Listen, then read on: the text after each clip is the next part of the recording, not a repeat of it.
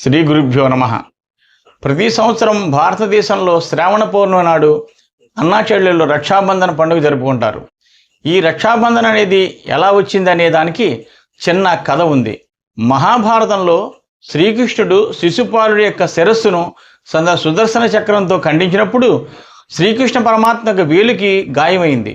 అప్పుడు ద్రౌపదీదేవి త్వరగా వచ్చి శ్రీకృష్ణుడి వేలికి తన చీర చింపి ఆ యొక్క కట్టు కట్టింది. అప్పుడు శ్రీకృష్ణ పరమాత్మ ప్రతి అన్నగారు కూడా చెల్లెలికి తోడుగా ఉంటాడు ఈ రోజు నుంచి అని ఆ రక్షాబంధన పండుగ కింద జరుపుకునేట్లాగా ఆనవాయితీ వస్తూ ఉంది. ఆ రోజే ఈ రక్షాబంధన పండుగ జరుపుకునే రోజు. యమధర్మరాజు చెల్లెలైనటువంటి యమునాదేవిని యమధర్మరాజు 12 సంవత్సరాలు కలుసుకోలేదు. అప్పుడు యమున చాలా చింతించి తన తల్లి అయినటువంటి సంధ్యాదేవికి వెళ్ళి, అన్నయ్య యమధర్మరాజు నన్ను కలిసి 12 సంవత్సరాలు అయిందమ్మా, నాకు చాలా బాధగా ఉంది అంది.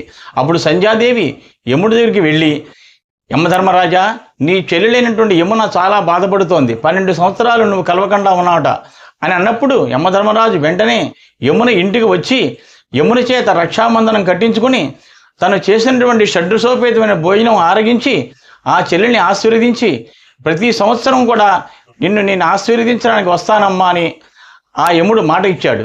ఆ రోజు కూడా ఈ రక్షాబంధన పండుగ జరుపుకుంటాం మనందరం కూడా భారతీయులం. కావున ఈ రక్షాబంధన పండుగని ప్రతి అన్నగారు చెల్లెళ్ళు కూడా ఎంతో ఆప్యాయతంగా, అనురాగంతో, బాధ్యతతో ఈ పండుగ జరుపుకుంటారు. ఎందుకంటే ప్రతి చెల్లెళ్ళు కూడా అన్నగారు తన బాధ్యత వహిస్తాడు అనే భరోసాతో ఉంటుంది.